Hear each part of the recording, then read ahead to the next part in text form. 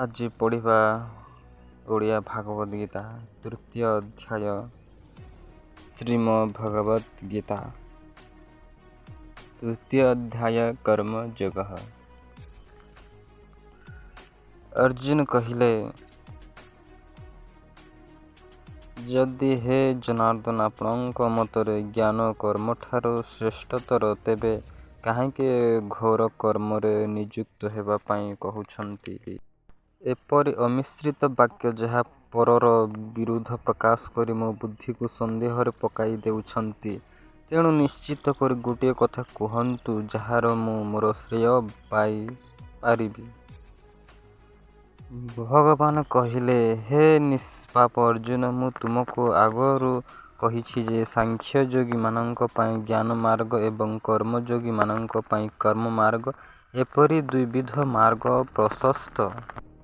କର୍ମ ଆରମ୍ଭ ନ କରି ଏ ଦୁନିଆରେ କେହି ନିଷ୍କର୍ମତା ଅନୁଭବ କରେ ନାହିଁ ଏବଂ ସନ୍ନ୍ୟାସ କର୍ମତ୍ୟାଗ ନେଲେ ମଧ୍ୟ କେହି ସିଦ୍ଧି ପ୍ରାପ୍ତି କରିନାହାନ୍ତି।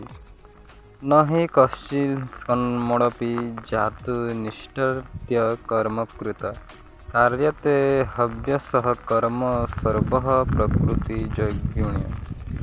ଜୀବଗଣ କର୍ମ ନ କରି କୌଣସି ଅବସ୍ଥାରେ କେବେହେଲେ କ୍ଷଣକ ପାଇଁ ରହିପାରିବେ ନାହିଁ।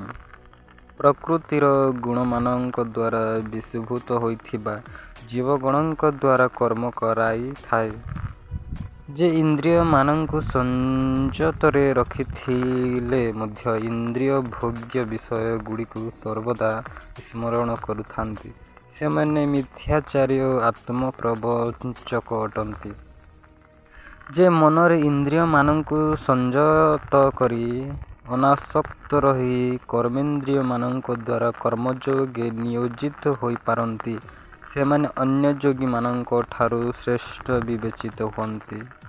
ନିୟତ କର୍ମ ବା ଶାସ୍ତ୍ରସମ୍ମତ କର୍ତ୍ତବ୍ୟ କର୍ମ କରିଯାଅ, କାରଣ କର୍ମହୀନ ହେବା ଅପେକ୍ଷା କର୍ମ କରିବା ଶ୍ରେଷ୍ଠତର।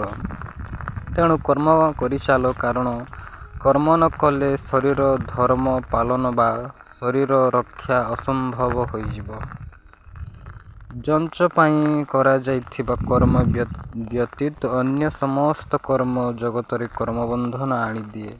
ତେଣୁ ସେଥିପାଇଁ ଅନାସକ୍ତ ଆଚରଣ କରି ଯଜ୍ଞ ପାଇଁ ହିଁ କର୍ମ କରିଚାଲ। ଯଜ୍ଞ ସହ ପ୍ରଜା ସୃଷ୍ଟି କରି ପ୍ରାରମ୍ଭରୁ ପ୍ରଜାପତି ରହିଥିଲେ ଯେ ଏହି ଯଜ୍ଞ ସମସ୍ତଙ୍କର ଉତ୍ତରୋତ୍ତର ବୃଦ୍ଧି କରି ସମସ୍ତଙ୍କର ଅଭୀଷ୍ଟ ଫଳଦାୟୀ କାମଧେନୁ କରିହେବ। ଏହି କର୍ତ୍ତବ୍ୟ କର୍ମ ଦ୍ୱାରା ତୁମେ ଦେବତାମାନଙ୍କୁ ତୃପ୍ତ କରିପାରିଲେ ସେହି ଦେବତା ତୁମକୁ ସେମାନଙ୍କର କର୍ତ୍ତବ୍ୟ କର୍ମ ଦ୍ୱାରା ତୃପ୍ତ କରିବେ। ଏହିପରି ପରଙ୍କ ତୃପ୍ତ କରିପାରିଲେ ତୁମକୁ ସର୍ବଶ୍ରେଷ୍ଠ ମଙ୍ଗଳ ପ୍ରାପ୍ତ ହେବ। ଯଜ୍ଞ ଦ୍ୱାରା ତୃପ୍ତି ଲାଭ କରି ଦେବତାମାନଙ୍କର ଅଭୀଷ୍ଟ ଫଳ ଦେଇଥାନ୍ତି। ତେଣୁ ଯେଉଁମାନେ ଦେବଦତ୍ତ ପଦାର୍ଥ ଦେବତାଙ୍କୁ ନ ଦେଇ ନିଜେ ସମ୍ପୂର୍ଣ୍ଣ ଭୋଗ କରନ୍ତି, ସେମାନେ ନିଶ୍ଚିତ ଭାବେ ଚୋର ସମାନ। ଯଜ୍ଞ ପାଇଁ ରନ୍ଧନ ହୋଇଥିବା ଭୋଗ ଯଜ୍ଞକର୍ମରେ ବ୍ୟବହାର କରି ଅବଶିଷ୍ଟ ସନ୍ତୋଷଜନ ଭୋଜନ କରି ସବୁ ପ୍ରକାର ପାପରୁ ମୁକ୍ତି ଲାଭ କରନ୍ତି। ମାତ୍ର ଯେ ଯଜ୍ଞ ପରିବର୍ତ୍ତେ ନିଜ ପାଇଁ ରନ୍ଧନ କରି ଭୋଜନ କରେ, ସେ ପ୍ରକୃତରେ ଘୋର ପାପକୁ ଭୋଜନ କରେ। ଅନ୍ନରୁ ଜୀବଗଣ ଉତ୍ପନ୍ନ ହୁଅନ୍ତି। ବର୍ଷାରୁ ଅନ୍ନର ଉତ୍ପତ୍ତି। ବର୍ଷା ଯଜ୍ଞରୁ ସମ୍ଭବ ହୁଏ। ପରିଶେଷରେ ଯଜ୍ଞ କର୍ମଦ୍ୱାରା ସମ୍ପାଦିତ ହୁଏ। କର୍ମ ବେଦରୂପକ ବ୍ରହ୍ମରୁ ଉତ୍ପନ୍ନ ହୋଇଛି ଓ ବେଦ ଅକ୍ଷର ବ୍ରହ୍ମରୁ ନିଷ୍ପନ୍ନ ହୋଇଛନ୍ତି, ଅର୍ଥାତ୍ ପରମାତ୍ମାଙ୍କ ଠାରୁ ଉତ୍ପନ୍ନ ବୋଲି ଜାଣି ରଖ। ତେଣୁ ସର୍ବବ୍ୟାପୀ ପରମାତ୍ମା ଯଜ୍ଞରେ କର୍ତ୍ତବ୍ୟ କର୍ମରେ ନିତ୍ୟ ସ୍ଥିତ। ହେ ପାର୍ଥ, ଯେ ଇହଲୋକରେ ଚଳି ଆସୁଥିବା ଏହି ଧର୍ମ ବା ସୃଷ୍ଟିଚକ୍ର ଅନୁସାରେ ଆଚରଣ ନ କରନ୍ତି ଓ ଇନ୍ଦ୍ରିୟମାନଙ୍କ ଦ୍ୱାରା ଭୋଗ ଉପଭୋଗ କରୁଥାନ୍ତି, ସେମାନେ ଅଘାୟୁ, ପାପୀ ଏବଂ ଏ ସଂସାରରେ ବୃଥାରେ ଜୀବିତ ଥାନ୍ତି। ଯେଉଁମାନେ କେବଳ ଆତ୍ମାରେ ବିଳାସ କରନ୍ତି, ଆତ୍ମାରେ ହିଁ ତୃପ୍ତି ଲାଭ କରନ୍ତି ଏବଂ ଆତ୍ମାରେ ସର୍ବଦା ସନ୍ତୁଷ୍ଟ ରହିପାରନ୍ତି, ତାଙ୍କର ଏ ସଂସାରରେ କୌଣସି କାର୍ଯ୍ୟ କରିବା ପାଇଁ ନଥାଏ। କର୍ମଯୋଗରେ ସିଦ୍ଧି ଲାଭ କରିଥିବା ମନୁଷ୍ୟର କୌଣସି କର୍ମ କରିବାରେ ପ୍ରୟୋଜନ ନଥାଏ କି ନ କରିବାରେ କିଛି ପ୍ରୟୋଜନ ନଥାଏ ଏବଂ ସମସ୍ତ ଜୀବ ସହିତ କିଛି ମାତ୍ର ସ୍ୱାର୍ଥଗତ ସମ୍ବନ୍ଧ ନଥାଏ। ତେଣୁ ନିରନ୍ତର ଅନାସକ୍ତ ରହି କର୍ତ୍ତବ୍ୟ କର୍ମ କରିଚାଲ, କାରଣ ଅନାସକ୍ତ କର୍ମ କରି ମନୁଷ୍ୟ ପରମ ପଦ ଲାଭ କରେ। କର୍ମଣ୍ୟେବ ହି ସଂସିଦ୍ଧିମାସ୍ତିତା ଜନକାଦୟଃ ଲୋକସଂଗ୍ରହମିପାଭି ସମ୍ପଶ୍ୟନ୍କର୍ତ୍ତୁମର୍ଷସି। ଜନକାଦି ମହାପୁରୁଷମାନେ କର୍ମଯୋଗରେ ହିଁ ସ୍ୱୟଂ ସିଦ୍ଧ ଥିଲେ, ତଥାପି ସେ କର୍ତ୍ତବ୍ୟ କର୍ମ କରୁଥିଲେ। କେବଳ ଜନସାଧାରଣଙ୍କୁ ସତ୍ମାର୍ଗର ବା କର୍ମଯୋଗ ସାଧନରେ ଅନୁପ୍ରାଣିତ କରି ପରମ ସିଦ୍ଧି ପ୍ରାପ୍ତ କରାଇବା ପାଇଁ ଶ୍ରୀହରି ବାରମ୍ବାର ଅର୍ଜୁନଙ୍କୁ ବୁଝାଉଥିଲେ। ହେ ଅର୍ଜୁନ, କର୍ମ କରିଚାଲ, କର୍ମରେ ହିଁ ସବୁକିଛି ନିହିତ। କର୍ମ ଯେ କରିବ ସେ ଜଗତରେ ତିଷ୍ଠି ରହିପାରିବ। କେବଳ ଜନସାଧାରଣଙ୍କୁ ସତ୍ମାର୍ଗର ବା କର୍ମଯୋଗ ସାଧନରେ ଅନୁପ୍ରାଣିତ କରି ପରମ ସିଦ୍ଧି ପ୍ରାପ୍ତ କରାଇବା ପାଇଁ ଶ୍ରେଷ୍ଠ ବା ମହତ୍ ଲୋକମାନେ ଯାହା ଆଚରଣ କରନ୍ତି, ସେପରି ଅନ୍ୟମାନେ ଆଚରଣ କରିଥାନ୍ତି। ସେ କର୍ମ କରି ଯାହା ପ୍ରମାଣ ରଖିଦେଇ ଯାଇଛନ୍ତି, ଜଗତର ଲୋକମାନେ ସେହି ପ୍ରମାଣକୁ ଅନୁସରଣ କରନ୍ତି। ହେ ପାର୍ଥ, ଏ ତିନି ଲୋକରେ ମୋ ପାଇଁ ବିଞ୍ଚିତ ମାତ୍ର କିଛି କରିବାକୁ ନାହିଁ। ପ୍ରାପ୍ତ ବ୍ୟବସ୍ତୁ ଅପ୍ରାପ୍ୟ ହୋଇ କିଛି ନାହିଁ, ତଥାପି ମୁଁ କର୍ମ କରି ଚାଲିଛି। यदि ह्यहं न वर्तेयं जातु कर्मण्येतन्द्रितः मम ब्रह्मानुवर्तन्ते मनुष्याः प्राप्त सर्वं स्वः पुरुषीदेयुरिमे लोकना कुर्यां कर्म चेदहं संकरस्य च कर्ता सामुपहन्यामि महाप्रजाः। ହେ ପାର୍ଥ, ମୁଁ ଯଦି ଅନାସକ୍ତ କର୍ମ କରେ, ତେବେ ଲୋକେ ମଧ୍ୟ ମୋତେ ଅନୁସରଣ କରି କର୍ମ କରିବେ ନାହିଁ ଓ ଶେଷରେ କର୍ମ ନ କରି ଜଡ଼ ପାଲଟିଯିବେ।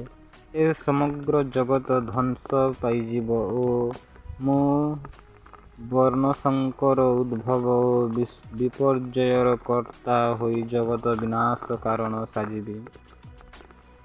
ହେ ଅର୍ଜୁନ, ଅବିଦ୍ୱାନ ବା ଅଜ୍ଞାନୀମାନେ ଯେପରି ମନରେ କାମନା ବା ଫଳଲାଭର ଆଶା ରଖି ନିଜର ହିତ ପାଇଁ କାମ କରନ୍ତି, ସେପରି ବିଦ୍ୱାନ ବା ଜ୍ଞାନୀ ଅନାସକ୍ତ ଭାବରେ ଫଳଲାଭର ଆଶା ନ ରଖି କର୍ମ କରିଥାନ୍ତି, କେବଳ ଜଗତର ସର୍ବ ଜୀବଗଣଙ୍କର ମଙ୍ଗଳ ପାଇଁ। ତେଣୁ ସେ କହୁଛନ୍ତି ଯେ ଜ୍ଞାନୀମାନେ କେବେହେଲେ କର୍ମାସକ୍ତ ଅଜ୍ଞାନୀମାନଙ୍କର ବୁଦ୍ଧିରେ ଭେଦ ବା ଭ୍ରମ ସୃଷ୍ଟି ନ କରନ୍ତୁ, ବରଂ ନିଜେ ସମସ୍ତ କର୍ମ ସନ୍ତୁଳିତ ଭାବରେ କରିବା ସହିତ ଅନ୍ୟମାନଙ୍କ ଦ୍ୱାରା ମଧ୍ୟ ସେହିପରି କରିବାକୁ ପ୍ରବର୍ତ୍ତାନ୍ତୁ। ସର୍ବଦା ମନୁଷ୍ୟ ପ୍ରକୃତିର କ୍ରିୟାଗୁଣ ଦ୍ୱାରା ସକଳ କର୍ମ ସମ୍ପାଦିତ କରିଥାଏ, ମାତ୍ର ଅହଙ୍କାରରେ ମୋହିତ ମୂଢ଼ ମନୁଷ୍ୟ ସବୁବେଳେ ନିଜକୁ ମୁଁ କର୍ତ୍ତା ବୋଲି ମନେ କରେ।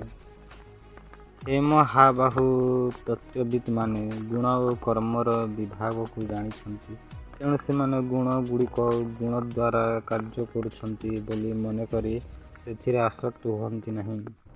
ପ୍ରକୃତିର ଗୁଣ କର୍ମରେ ବିମୋହିତ ହୋଇ କର୍ମରେ ଆସକ୍ତ ହୋଇଥିବା ଅଳ୍ପଜ୍ଞାନୀ ମନ୍ଦବୁଦ୍ଧିମାନଙ୍କୁ ପୂର୍ଣ୍ଣ ରୂପେ ଜାଣିଥିବା ଜ୍ଞାନୀମାନେ କେବେହେଲେ ବିଚଳିତ କରିବା ଉଚିତ ନୁହେଁ। ଭଗବାନ ଅର୍ଜୁନଙ୍କୁ କହୁଛନ୍ତି ଯେ ମୋ ଉପରେ ସମସ୍ତ କର୍ମ ସମର୍ପଣ କରି ଆଧ୍ୟାତ୍ମିକ ଚେତନା ଭିତରେ ରହି କୌଣସିଥିରେ କାମନା ନ ରଖି ମୁଁ କରୁଛି ବୋଲି ନ ଭାବି ମନକୁ ବିମର୍ଷତା ତ୍ୟାଗ କରି ନିଜର କର୍ତ୍ତବ୍ୟ କର୍ମ ଯୁଦ୍ଧରେ ବ୍ୟାପୃତ ହୁଅ। ଯେ ମନୁଷ୍ୟ ଅସୂୟା ଶୂନ୍ୟ ହୋଇ ମୋର ଏ ମତ ସର୍ବଦା ଶ୍ରଦ୍ଧାର ସହ ଅନୁସରଣ କରନ୍ତି, ସେମାନେ ସମସ୍ତ କର୍ମବନ୍ଧନରୁ ମୁକ୍ତ ହୋଇଯାନ୍ତି।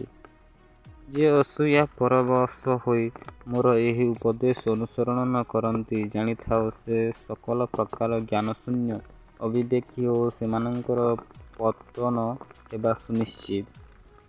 ଜ୍ଞାନୀ ନିଜର ସ୍ୱଭାବ ଅନୁରୂପ କର୍ମ କରିଥାନ୍ତି। ଭୂତଗଣ ସେହିପରି ସ୍ୱପ୍ରକୃତିଗତ କର୍ମ କରିଗଲେ ତାକୁ କାହାର ନିଗ୍ରହ କିପରି ପରିବର୍ତ୍ତନ କରିପାରିବ? ଇନ୍ଦ୍ରିୟମାନଙ୍କର ଇନ୍ଦ୍ରିୟ ଭୋଗ୍ୟ ବିଷୟରେ ରାଗ ଓ ବିରାଗ ରହିଥାଏ, କିନ୍ତୁ ରାଗ ଓ ବିରାଗ ଦ୍ୱୟ ମନୁଷ୍ୟର ଶତ୍ରୁ ଅଟନ୍ତି। ତେଣୁ ଏ ଦୁହିଁଙ୍କ ବଶବର୍ତ୍ତୀ ହେବା ଆଦୌ ଉଚିତ ନୁହେଁ। ଶ୍ରେୟାଂସ୍ୟଃ ଧର୍ମୋ ବିଗୁଣଃ ପରଧର୍ମାର୍ଥାନୁଷ୍ଠିତାତ୍ ସ୍ୱଧର୍ମେ ନିଧନଂ ଶ୍ରେୟଃ ପରଧର୍ମୋऽଭାବଃ। ଶ୍ରୀକୃଷ୍ଣ ଅର୍ଜୁନଙ୍କୁ କହିଲେ, ରାଗ ଓ ବିରାଗ ମନୁଷ୍ୟର ବଡ଼ ଶତ୍ରୁ ଅଟେ। ତାହାର ବଶବର୍ତ୍ତୀ ହେବା ଉଚିତ ନୁହେଁ।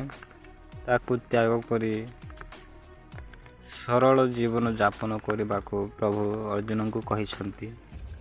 ଉତ୍ତମ ରୂପେ ଆଚରିତ ପରଧର୍ମ ଅପେକ୍ଷା ଅଳ୍ପ ଗୁଣଯୁକ୍ତ ସୁଧର୍ମ ଶ୍ରେଷ୍ଠ। ସ୍ୱଧର୍ମରେ ବରଂ ନିଧନ ଶ୍ରେୟସ୍କର, କିନ୍ତୁ ଅପଧର୍ମ ଭୟାବହ। ଅର୍ଜୁନ ପଚାରୁଛନ୍ତି, ହେ ବାର୍ଷ୍ଣେୟ, କାହାଦ୍ୱାରା ପରିଚାଳିତ ହୋଇ ଅନିଚ୍ଛା ସତ୍ତ୍ୱେ ମନୁଷ୍ୟ ପାପକର୍ମ କରିବାକୁ ବାଧ୍ୟ ହୁଏ? ଭଗବାନ କହିଲେ ଯେ କାମନା ରଜୋଗୁଣରୁ ଜାତ ଓ ଏହି କାମନା କ୍ରୋଧରେ ପରିଣତ ହୁଏ। ଏମାନେ ସର୍ବଗ୍ରାହୀ ଓ ମହାପାପ। ଜାଣିରଖ ଯେ ଏମାନେ ଏ ଜଗତର ପ୍ରଧାନ ଶତ୍ରୁ। ଧୂମକୁଣ୍ଡଳୀ ମଧ୍ୟରେ ଅଗ୍ନି ଯେପରି ଆଚ୍ଛାଦିତ ହୋଇ ରହିଥାଏ, ଯେପରି ଧୂଳି ମଳିନତା ଦ୍ୱାରା ଦର୍ପଣ ଆଚ୍ଛାଦିତ ଥାଏ ଓ ଯେପରି ଗର୍ଭସ୍ଥ ଭ୍ରୂଣ ଜରାୟୁ ଦ୍ୱାରା ଆଚ୍ଛାଦିତ ଥାଏ, ସେପରି ମନୁଷ୍ୟ ଜ୍ଞାନ କାମନା ଦ୍ୱାରା ଆଚ୍ଛାଦିତ ଥାଏ। ହେ କୈନ୍ତେୟ, ଯେପରି ଅଗ୍ନି ଅତୃପ୍ତ ବା ଦୁଷ୍ପର୍ଣ୍ଣନୀୟ, ସେପରି ଅତୃପ୍ତ କାମନା ରୂପୀ ନିତ୍ୟ ଶତ୍ରୁ ଦ୍ୱାରା ଜ୍ଞାନୀମାନଙ୍କର ଜ୍ଞାନ ଆବୃତ ହୋଇଛି। ଇନ୍ଦ୍ରିୟାଣି ମନୋ ବୁଦ୍ଧିରସ୍ୟାଧିଷ୍ଠାନମୁଚ୍ୟତେ ଐତଦ୍ବିମୋହୟତେଷ ଜ୍ଞାନମାବୃତ୍ୟ ଦେହିନମ୍। ଶ୍ରୀକୃଷ୍ଣ ଅର୍ଜୁନଙ୍କୁ କହିଲେ, ଜ୍ଞାନୀ ଲୋକମାନେ କେବେ କାହା କଥା ଶୁଣନ୍ତି ନାହିଁ। ଇନ୍ଦ୍ରିୟ ମନ ଓ ବୁଦ୍ଧିକୁ କାମନାର ଆବାସସ୍ଥାନ ବୋଲି କୁହାଯାଏ। ଏହି କାମନା ମନୁଷ୍ୟର ଜ୍ଞାନକୁ ଆଚ୍ଛାଦିତ କରି ମନୁଷ୍ୟକୁ ସମ୍ମୋହିତ କରିଥାଏ। ତେଣୁ ହେ ଅର୍ଜୁନ, ତୁମେ ପ୍ରଥମରୁ ଏହି ଇନ୍ଦ୍ରିୟ ଗଣକୁ ବଶୀଭୂତ କରି ଜ୍ଞାନ ବିଜ୍ଞାନର ବିନାଶକାରୀ ମହାପାପୀ କାମନାକୁ ବଳପୂର୍ବକ ସମୂଳେ ବିନାଶ କର। ସ୍ଥୂଳ ଶରୀରଠାରୁ ଇନ୍ଦ୍ରିୟମାନେ ପର ବା ସବଳ କୁହାଯାଏ। ଇନ୍ଦ୍ରିୟମାନଙ୍କର ଅପେକ୍ଷା ମନ ହେଉଛି ସବଳ, ମନଠାରୁ ସବଳ ବୁଦ୍ଧି ଏବଂ ବୁଦ୍ଧି ଅପେକ୍ଷା ସେ ଅର୍ଥ କାମନା ହେଉଛି ସବଳ। ଏହାକୁ ବୁଦ୍ଧିଠାରୁ ସବଳ ଜାଣି ନିଜଦ୍ୱାରା ନିଜକୁ ବଶୀଭୂତ କରି ହେ ମହାବାହୁ, କାମରୂପକ ଏ ଦୁର୍ଜୟ ଶତ୍ରୁକୁ ବିନାଶ କର। ଓಂ ତତ୍ସଦିତି ଶ୍ରୀମଦ୍ଭାଗବତୋପନିଷଦ୍ ବ୍ରହ୍ମବିଦ୍ୟାୟାଂ ଯୋଗଶାସ୍ତ୍ରେ ଶ୍ରୀକୃଷ୍ଣାର୍ଜୁନ ସଂବାଦେ କର୍ମଯୋଗୋ ନାମ ତୃତୀୟଃ ସମାପ୍ତିଃ।